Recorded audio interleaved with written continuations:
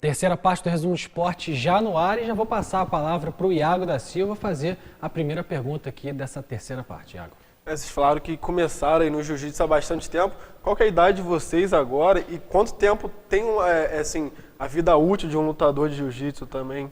Quanto tempo vocês ainda vão ter de carreira? Eu tô com 26 anos, o Pedro tá com 27.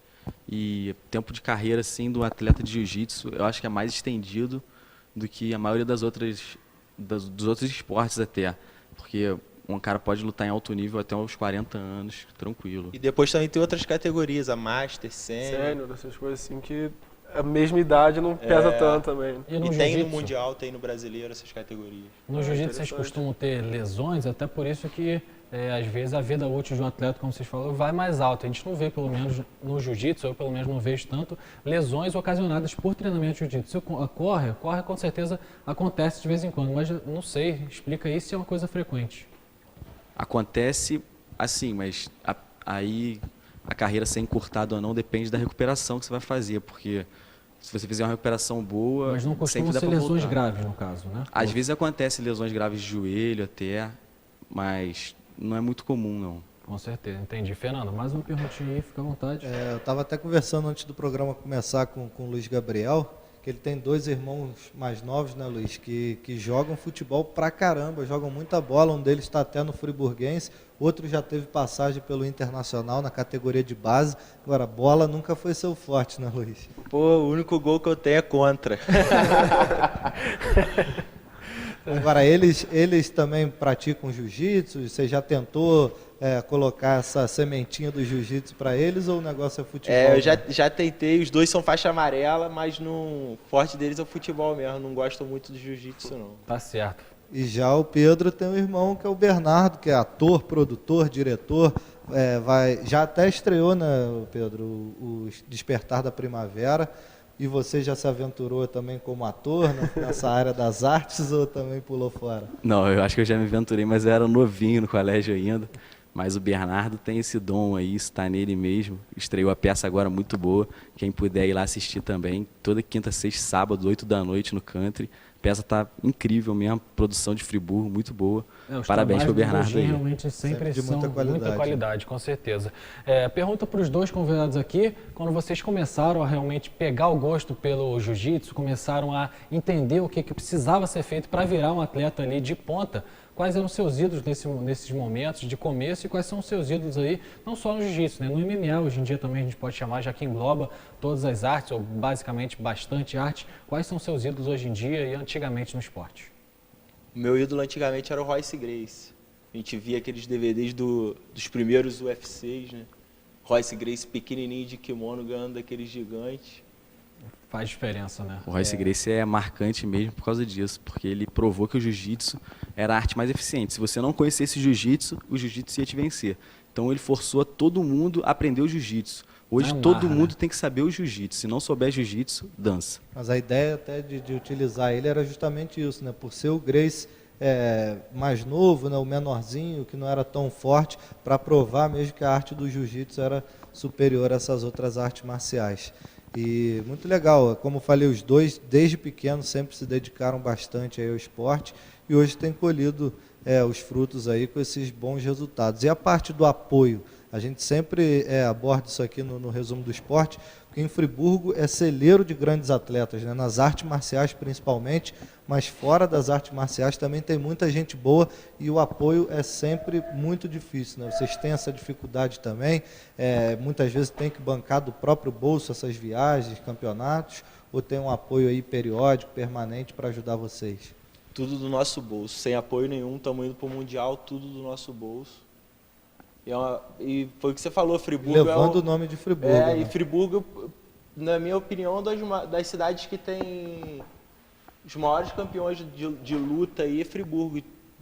Apesar do jiu-jitsu começar em Teresópolis, o Friburgo fez muitos campeões no jiu-jitsu e outras artes marciais também, mas infelizmente a gente vai sem apoio nenhum, todos os campeonatos que a gente luta, tudo do nosso bolso. Estava até falando com o Gabriel que a gente Antes de vir aqui, queria agradecer os nossos patrocinadores, pai, mãe, tio, avó, família, sabe? Que a gente Bem faz a falado, vaquinha bem falado. e vai lutar. Aí tem que agradecer esses O patrocinadores. patrocínio, né? Isso, E é e a difícil família realmente, toda, né? né? Com certeza, vocês como atleta poderiam estar em nível melhor na concepção de vocês se tivessem ali o apoio, se pudessem dedicar 100% ao esporte, né?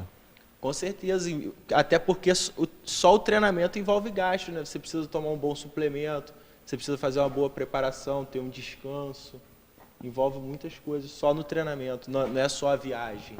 Com certeza. O próprio Pedro falando há pouco que dá aula também de jiu-jitsu, né, Pedro? E acaba treinando durante as aulas, né? Isso. Tem que se virar do jeito que dá. Eu e o Gabriel, a gente dá aula junto lá na Corpo Suado. Aí o nosso treino é a hora que a gente dá aula, mas graças a Deus o nosso turma é forte, tem a galera bem boa e dá pra gente treinar bem. Falando um pouquinho das referências que tem no jiu-jitsu hoje em dia, quem é o grande nome do jiu-jitsu hoje em dia, não só brasileiro, do mundial pode ser também, quem é o grande nome do jiu-jitsu hoje em dia? Hoje em dia é o Bochecha, é o Marcos Vinícius. Que é um brasileiro, Bochecha. o brasileiro é que costuma realmente dominar, né? Por mais que hoje em dia, desde novinho, pensando já no MMA, os americanos, assim, os europeus, já treinam também o jiu-jitsu desde pequenininho, brasileiro nessa arte realmente é fera, né? Na verdade é o Brazilian Jiu-Jitsu, né, que eles chamam, é o exatamente, Jiu-Jitsu brasileiro que foi aperfeiçoado pelos Gracies. Tá vendo? Iago, fica à vontade para fazer uma pergunta aí. Aí até perguntar, é o primeiro campeonato que vocês disputam fora do Brasil ou já chegaram a disputar outros campeonatos também? O meu é o primeiro, o do Pedro é o terceiro campeonato que ele vai disputar fora do Brasil. Ele lutou já um Mundial e a World Expo, que é feito pelo Renzo Gracie. E como é que você foi nesses campeonatos? No Mundial eu fiquei em terceiro no ano passado. E Esse no caso é o mesmo é o que mesmo você campeonato, disputa? só que o ano passado eu disputei de faixa marrom. Aí esse ano que eu tô indo de faixa preta. E a World Expo eu lutei um GP absoluto, só que eu cheguei lá, tava com uma contusão no joelho e consegui fazer a primeira luta, mas não consegui dar sequência no campeonato. Tá certo. Gente, separei algumas notícias aqui desse mundo das lutas para a gente conversar. O Renzo e o Igor Gracie, né, que vocês já falaram que foram referências aí no começo, foram presos esse final de semana nos Estados Unidos. Eles que dão aula nos Estados Unidos e para a família Gracie, né, não deveria ter isso acontecido. Gracie, a família Gracie é referência de jiu-jitsu não só no Brasil e também no mundo. Queria que vocês comentassem um pouco disso daí, essa questão realmente, né? Não pode brigar na rua, lutador é para estar dentro do ringue, dentro do octógono. O Renzo Gracie, ele tem mais de 1000 alunos em Nova York, é um cara muito respeitado. Eu acho que deve ter acontecido alguma confusão, não sei o que pode ter Parece que acontecido. ele quebrou o braço do segurança, cara. Eu não sei o que pode ter acontecido para motivar ele a fazer isso, porque ele é um cara muito do bem, entendeu? E é um cara que tem mais de 1000 alunos, é muito querido em Nova A York. gente só ouve falar bem do Renzo, nunca ouvi ninguém Alguma falar coisa, mal. na opinião de vocês, alguma coisa além do normal Inclusive ele é aconteceu, amigo então, do né? Gordo, que é onde a gente treina no Rio, que é o do Roberto Corrêa. E é sempre elogios sobre o Renzo. Acho que não pode hoje em dia a gente estar num momento que as lutas estão se tornando realmente uma profissão das pessoas, então tem que acabar com essa questão de briga dentro de qualquer lugar, na verdade. Fernando, quer fazer alguma perguntinha? Fica à vontade também. Pelo que eles falaram do Renzo, né, que sempre ouviram coisas boas sobre ele, às vezes, não sei, posso estar errado também, mas o cara que é um lutador muito conhecido, todo mundo sabe que ele é lutador, de repente até as outras pessoas abusam um pouquinho disso. Não, por pensar, ele é lutador profissional, ele vai manter o controle, ele não vai fazer nada comigo, e às vezes acaba provocando e instigando a pessoa, e chega uma hora que o ser humano também não aguenta, né? Pode ter acontecido, né? E a gente, assim, costuma ouvir dizer de seguranças despreparados. Aí eu não sei se aconteceu alguma coisa nesse sentido, eu não posso falar nada, até porque os alunos dele não falam nada também. Sem dúvida, só levantando essa questão realmente, ainda falando um pouquinho de UFC, o americano Jake Ellenberger disse que a Honda, né, outra americana também, Honda Hilsey, já poderia lutar tranquilamente com alguns lutadores do UFC, só que masculinos. Queria saber a opinião de vocês, dá para a Honda lutar contra lutadores já do UFC, já experientes? Eu não acredito, não. É bem diferente, né? A força feminina para a força masculina é muito diferente. E mesmo vocês acham que até no jiu-jitsu, por exemplo, que é uma arte que não vai envolver socos, não vai envolver, mas dá para uma mulher? Tem casos como a Ediane Indy, que lutava o Rio Heroes, até um evento polêmico que tinha em São Paulo, que era sem luva, e botava ela para lutar com homens, e ela ganhou de vários homens nesse evento. Profissionalmente fica realmente difícil. Mas né? fica difícil. Só, como a gente está falando, a própria guarda, né? Estar em cima ou estar embaixo faz muita diferença, e o peso de um homem normalmente já é maior do que uma mulher. Então, só nisso no jiu-jitsu já é dificultar, né, Pedro? E a força também é diferente. Na hora que você treina com a menina pode ser muito boa tecnicamente, pode ter uma pressão boa, mas o peso é diferente, a força é diferente. Então, acho que não dá, não. Não dá, né? Não questão de, às vezes, ser machista realmente nesse sentido. É praticamente, teoricamente... Não... Olimpíadas, todos os esportes são separados, masculino e feminino. Então, acho que não tem cabimento botar junto. Com certeza. E ainda falando um pouquinho de UFC, o Anderson Silva está próximo do seu retorno, né? Queria que vocês falassem um pouco de como vocês reagiram quando viram aquela lesão gravíssima do Anderson. Eu acredito que ele vai voltar em alto nível. Ele já disse, já declarou que talvez não tenha saco para fazer as últimas 8 lutas que ele ainda tem no contrato dele. Se ele tivesse ainda no auge, né? Acho que dificilmente. Se ele tivesse mantido esse cinturão, com certeza ia querer fazer essas 8 lutas. Só que agora provar em 8 lutas que ele pode ser ainda o melhor do mundo fica difícil para uma lesão tão grave que ele sofreu.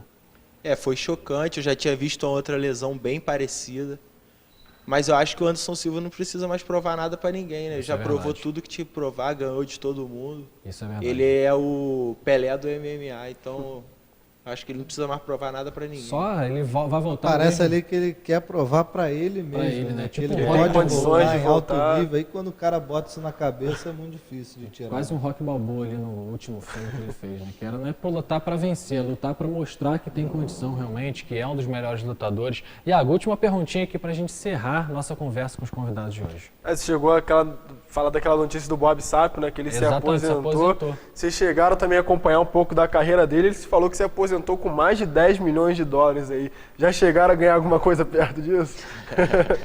Até brincadeira, né? Mas o Bob Sapp, ele tem uma imagem que vende muito, né? Ele é muito grande, muito forte. Ele chegava nas lutas tocando terror, assim. Apesar de mundo não ganhar essas últimas também, né? Apesar perdeu do pra tamanho, ele já tomou Fez umas uma luta surras histórica com o memoráveis. Né? Minotauro. Acho que é a grande luta que ficou marcada acho que nas duas carreiras, né? Tanto o Minotauro quanto a dele. o do Bob Sapp, essa luta que Mostrando no último, que o jiu-jitsu também realmente... no último segundinho do salvo. gato, no armlock, né? Depois de ter apanhado praticamente todos os rounds. Faz diferença o jiu-jitsu numa luta de um... E ele estava vindo da sequência bem ruim, 12 derrotas, né, o Bob Sapp. E eu lembro de uma luta que eu vi também contra o Crocop, que era muito de usar as pernas, né? Que o Crocop acertou um soco em cheio que o Bob Sapp foi pro chão na hora. Às vezes tamanho não é 100% garantia que vai se vencer uma luta. Aí eu até entro num lado mais polêmico. A gente não sabe até que ponto o Bob Sapp estava lutando essas últimas lutas e até que ponto ele estava vendendo e entrando lá para ganhar o dinheiro. Vai saber Nas que primeiras ser por isso lutas que ele estava não- lutando mais, nas últimas a gente não sabe. Acho que teve uma das últimas aí que ele, se não me engano, perdeu com 30 segundos de luta. Acho que foi até com o homem mais forte do mundo, que ele entrou ali, praticamente não estava dentro do octógono. Ele tomou uma sequência de socos e acabou apagando ali. Sem treinar, Sim, entrava exatamente. dessa maneira. E a última perguntinha aqui que eu até esqueci de fazer, vocês já tiveram contato com alguém da família Gracie? Já treinaram, já lutaram contra alguém assim? Da família Gracie? Já tivemos contato, o Gordo que a gente treina lá no Rio, ele é muito ligado à família Gracie, é amigo dos Gracies desde novo, então tá sempre na academia dele, a gente treina, tem a Kira, tem o Renzo, tem o Robson, tem um monte de Gracie que vai lá. Vocês pra gente percebem treinar. algum diferencial assim no treinamento deles? Não tem muita diferença, a diferença é que eles começam muito novos e são sempre estimulados, acho que a diferença maior é família dizem essa. que a família Gracie, alguém da família Gracie que nasceu tem que ser campeão mundial de jiu-jitsu, é verdade? Como é que funciona? Campeão mundial é difícil. É difícil, né? Pelo menos ganhar algum título, acho que eles têm Tem o Roger Gracie também, que foi, acho que 11 vezes campeão mundial, Isso- recentemente. Mas Isso é difícil de acontecer hoje em dia, né? É A difícil. qualidade tem aumentado muito dos atletas, o empenho de cada um para realmente a conquista. Tá ficando difícil, acho que vai ser impossível praticamente. E da família Gracie eu acho que já tem 3 ou 4 anos que não tem nenhum Gracie campeão. Desde que o Roger parou de lutar o Mundial, nenhum Gracie ganha o Mundial mais. De tão elevado que está o nível. Isso é bom realmente para o esporte, com certeza. Luiz Gabriel e Pedro Henrique, queria agradecer a presença de vocês aqui, boa sorte. Não boa sorte, né? O Marlinho esteve aqui também no Resumo do Esporte, a gente conversando, ele falou que sorte hoje em dia é para achar a vaga, que os preparados conseguem conquistar tudo que é o mesmo. Tenho certeza que vocês se preparam muito e que consigam realmente esses 2 títulos, na verdade, né? Por Nova Friburgo, parabéns, muito obrigado e que vocês tragam realmente esse título para cá. obrigado a você, obrigado pela oportunidade de estar no seu programa. É um prazer estar aqui. E que vocês Se voltem- Deus quiser, vamos trazer vocês com a- já voltar voltem aqui aqui na com a próxima medalha. vez já com a medalha. Cinturão é medalha? O que é, na verdade? É medalha. É uma medalha. Tomara que a gente traga aqui em primeira mão os primeiros campeões mundiais aqui de Nova Friburgo. Mais uma vez, muito obrigado pela presença, gente. Então, a terceira parte do nosso Resumo do Esporte fica por aqui. Tem muito assunto para a gente tratar ainda daqui a pouquinho, na volta do intervalo.